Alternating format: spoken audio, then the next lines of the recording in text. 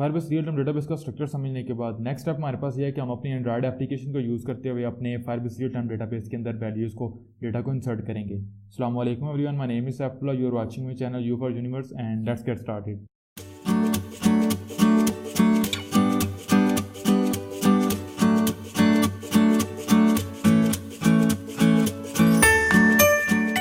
So what's up everyone, welcome to your next video on Android development. और इस video में हमने अपनी एंड्रॉयड एप्लीकेशन को यूज़ करते हुए फायरबेस रियल टाइम डेटाबेस के अंदर डेटा को वैल्यू को इंसर्ट करना है। तो इस वीडियो को थोड़ा सा शॉर्ट और सिंपल ही रखेंगे, कंसेप्ट हमें समझ आएगा, उसके बाद इसको मजीद आगे लेके चलेंगे।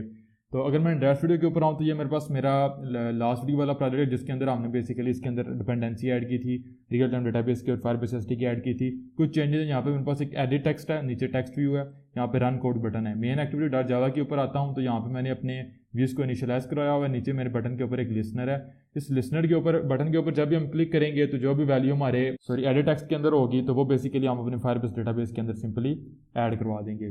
तो स्ट्रेट फॉरवर्ड कोड स्टार्ट करते हैं। कोड स्टार्ट करने से पहले मैं आऊँगा अपने फायरबेस कंसोल के ऊपर। तो यहाँ पर मैंने जो लास्ट वीडियो में हमने डेटाबेस क्रिएट किया था उसको डिलीट कर दिया, मेरे पास नल है। तो डेटाबेस कोड स्टार्ट करने से पहले हमें दो चीज़ों का रेफरेंस लेना पड़ता है। तो वो बेसिकली होता है हमारे पास फायरबेस डेटाबेस और डेटाबेस रेफरेंस। फायरबेस डेटाबेस का ऑब्जेक्ट हमें पूरे डेटाबेस का ऑब्जेक्ट रेफरेंस देता है, और जो हमारे पास डेटाबेस रेफरेंस होता है वो पूरे डेटाबेस में से किसी एक स्पेसिफिक नोड का रेफरेंस देता है।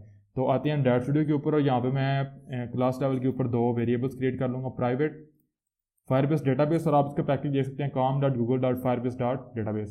तो फायरबेस डेटाबेस मैं इसको कह दूँगा एम डेटाबेस, और नीचे अगेन मैंने क्रिएट करना है प्राइवेट, इस दफ़ा मैंने क्रिएट करना है डेटाबेस रेफरेंस, अगेन इसका वही पैकेज है डेटाबेस रेफरेंस एम रेफ, इसको मैं कह दूंगा।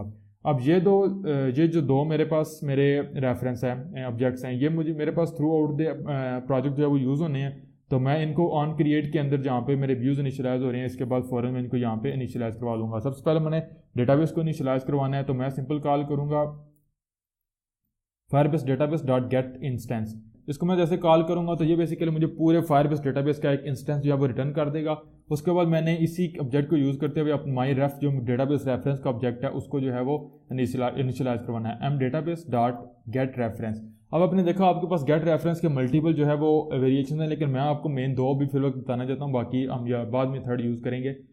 फर्स्ट है जो आपके पास आपसे कोई भी पैरामीटर नहीं ले रहा है, इसका मतलब है आप इसको कुछ भी पास नहीं कर रहे। इसको मैं कॉल करूँगा तो ये सिंपली जो हमारे फायरबेस ऑब्जेक्ट का रूट नोड होगा ये वाला, इसका मुझे रेफरेंस देगा।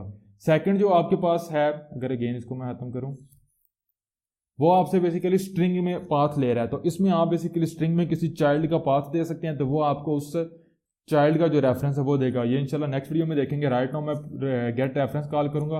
अब मेरा ये जो एम रेफ का ऑब्जेक्ट है इसके अंदर बेसिकली मेरे डेटाबेस का जो रूट नोड है उसका रेफरेंस आ चुका है, और इस एम रेफ को यूज़ करते हुए मैं इस रूट नोड के अंदर कोई भी वैल्यू को इंसर्ट कर सकता हूँ। अपने रन कोड के मेथड के अंदर आऊँगा और यहाँ पे एक स्ट्रिंग ले लूँगा, इसको मैं कह दूँगा डेटा, और जो मेरे पास एम इनपुट टेक्स्ट है dot gate text dot to string call कर लूँगा।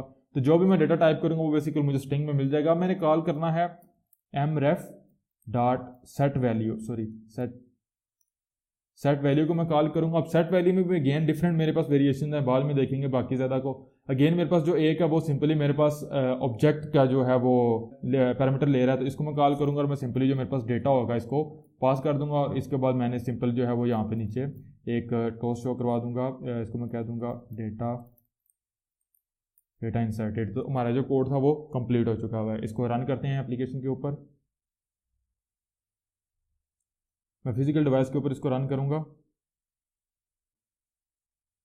तो यहाँ पे मैं अपनी लॉकेट विंडो के अंदर अपनी जो डिवाइस की स्क्रीन है वो भी रिकॉर्ड कर लूँगा और टैब शो कर दूँगा, और साथ ही मैं ओपन कर लेता हूँ अपने फायरबेस कंसोल को। अब मेरी एप्लीकेशन जब आप देख सकते हैं, जैसे ही मैं यहाँ पे कोई भी डेटा टाइप करता हूँ, दिस इज डेमो डेटा, तो जैसे मैं क्लिक करूँगा रन कोड के ऊपर मुझे टोस्ट शो होगा डेटा इंसर्टेड, और विद इन फ्यू सेकंड्स आपने देखा साथ ही मेरा जो डेटाबेस में वैल्यूज थी दिस इज डेमो डेटा, वो फौरन मेरा डेटा जो है अपडेट हो चुका है। अगेन मैं इसी के ऊपर टाइप कर दूँ this is new data, again जैसे ही क्लिक करूँगा रन कोड तो आपने देखा विद इन फ्यू सेकंड्स जो है वो मिली सेकंड्स मेरा जो डेटा है वो यहाँ पे अपडेट हो गया।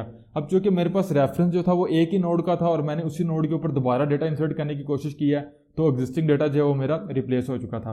बहरहाल आई होप सो आप लोगों को समझ आ चुका होगा कि हम किस तरीके से फायरबेस के ऊपर जो है वो डाटा को इंसर्ट करते हैं। इंशाल्लाह हम नेक्स्ट वीडियो में देखेंगे किस तरीके से इसी नोड में से हम डाटा को रीड करते हैं। तो मिलता हूँ आपसे नेक्स्ट वीडियो में। थैंक्स फॉर वॉचिंग एंड अल्लाह हाफिज़।